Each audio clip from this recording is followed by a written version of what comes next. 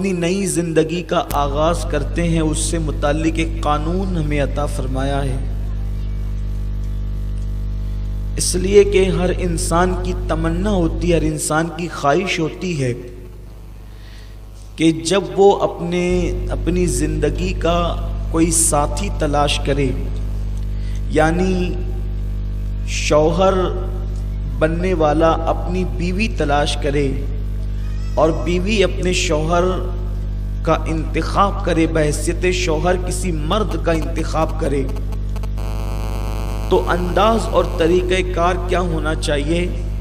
اللہ نے مردوں کو فرمایا فَانكِحُوا مَا طَابَ لَكُم مِّنَ النِّسَاءِ مَثْنَىٰ وَثُلَاثَ وَرُبَاعَ فَإِنْ خِفْتُمْ أَلَّا تَعْدِلُوا فَوَاحِدَةً۔ اس پوری آیت پر گفتگو تو نہیں ہوگی۔ اللہ فرماتا ہے ان عورتوں سے نکاح کرو جو تمہیں پسند آئیں، جو تمہارے دل کو بھائے، ان عورتوں سے نکاح کرو۔ یہ بہت خاص چیز ہے۔ ہر انسان یہ چاہتا ہے کہ میرے دل کو بھائے وہی میری شریک حیات ہو، اور ہر عورت کی بھی تمنا یہ ہوتی ہے کہ جو میرے دل کو بھائے وہی میری زندگی کا ساتھی ہو۔ لیکن قرآن نے تو اتنا کہا کہ جو تمہیں پسند آئے، جو تمہارے دل کو بھائے، تم ان سے نکاح کرو۔ لیکن اب ہم نے اپنی پسند اتنی اونچی کر لی ہے کہ پہلی بات تو جلدی سے ہمیں کوئی بھاتا ہی نہیں ہے، اور اسی طرح کم و بیش یہی حال خواتین کا بھی ہے۔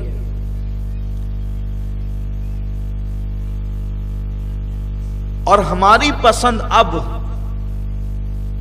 پختہ عقل والے انسان کی بجائے، ہوشیار اور عقل مند انسان کی بجائے، ہماری پسند اب بچوں جیسی ہو گئی ہے۔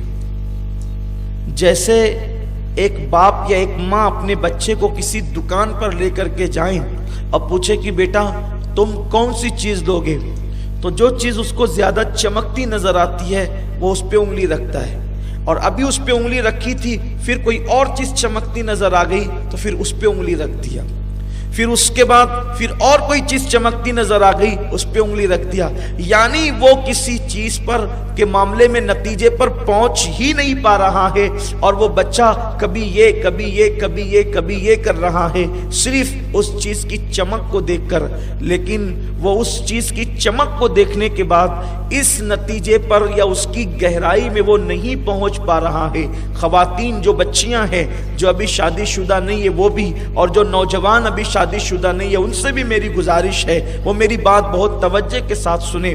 ایک مثال کے طور پر کوئی چیز لے لیں آپ، اگر وہ چمکدار ہے، اگر آپ اس کی گہرائی کے اندر نہیں جاتے ہیں تو آپ کو نہیں پتا کہ یہ چیز آپ چند دن تک استعمال بھی نہ کر پائیں گے کہ یہ ٹوٹ جائے گی، اس کو پانی لگے گا تو یہ خراب ہو جائے گی، اس کی چمک جو ہے وہ چند دنوں کے اندر اڑ جائے گی۔ میرے پیارے آقا صلی اللہ علیہ وسلم کے پیارے دیوانوں، یہ بچوں کی پسند ہوتی ہے کہ جو چمک کی بنیاد پر کسی چیز کا سلیکشن کرتے ہیں، لیکن جو بچے نہیں ہوتے بلکہ پختہ خیال لوگ ہوتے ہیں، دور اندیش لوگ ہوتے ہیں، جو اچھی طبیعت کے مالک لوگ ہوتے ہیں، جو اچھی فکر کے مالک لوگ ہوتے ہیں، جو تجربہ کار ہوتے ہیں، جو خام خیال نہیں ہوتے، ان کی طبیعت یہ ہوتی ہے کہ یہ چیز میرے کام کتنی آ سکتی ہے۔ وہ چیز کی چمک کو نہیں دیکھتے بلکہ وہ یہ دیکھتے ہیں کہ یہ چیز میرے کام کتنی آ سکتی ہے۔ مثال کے طور پہ اگر میں چپل خرید رہا ہوں تو وہ چپل کی چمک کو نہیں دیکھتے بلکہ چپل کے ٹکاؤ پن کو دیکھتے ہیں۔ اسی طرح اگر وہ کپڑا خریدتے ہیں تو کپڑے کی ٹکلی اور زرق برق کو نہیں دیکھتے بلکہ وہ کپڑے کے ٹکاؤ پن کو دیکھتے ہیں۔ اسی طریقے سے وہ کوئی بھی چیز خریدتے ہیں تو وہ जो है वो उसकी मजबूती को देखते हैं, उसके टिकाऊपन को देखते हैं।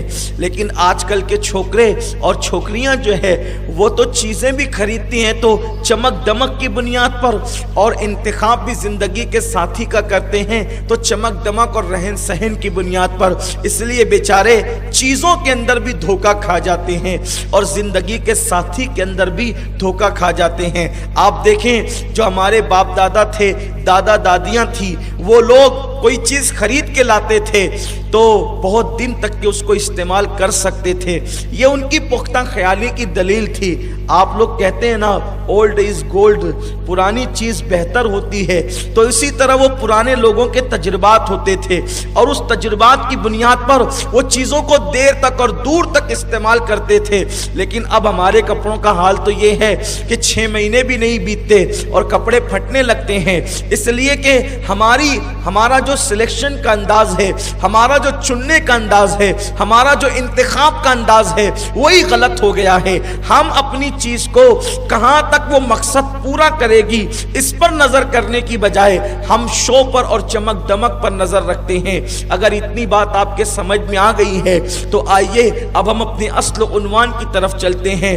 फनकिहू मा ताब लकुम मिनन निसा, के उन औरतों से निकाह करो जो तुम्हें पसंद आए। अब हमारी पसंद क्या है? जिसका रंग बड़ा खुला खुला होगा हम उसको पसंद करेंगे, जो बहुत खूबसूरत होगी हम उसको पसंद करेंगे।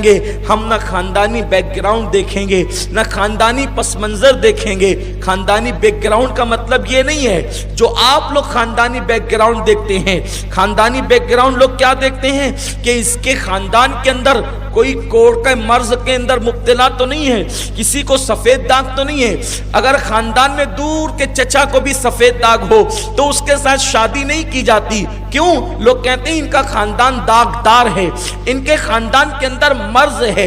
मैं आपसे पूछना चाहता हूं, ये कोई जरूरी नहीं है कि अगर किसी के चचा को बीमारी हो तो उसको भी वो बीमारी हो सकती है या उसकी औलाद को भी बीमारी हो सकती है। मेरे प्यारे आका सल्लल्लाहु अलैहि वसल्लम के प्यारे दीवानों, ये जिहालत है और ये दकियानूसी सोच है कि खानदान के अंदर किसी को मर्ज है तो इसको भी मर्ज होगा।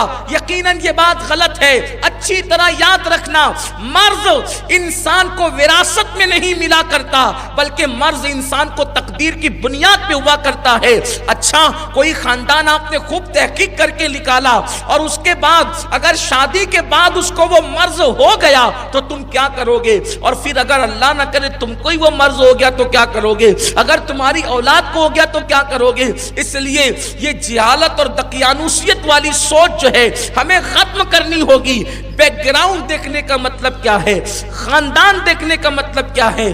खानदान और बैकग्राउंड देखने का मतलब ये है कि वो जिसके साथ आप अपनी बेटी का बियाह कर रहे हैं, जिसको आप अपना दामाद बना रहे हैं, वो उसके घर वाले और वो नेक और दीनदार हैं या नहीं। और जिस घर से आप लड़की ला रहे हैं वो लड़की दीनदार है कि नहीं। असल चीज ये है।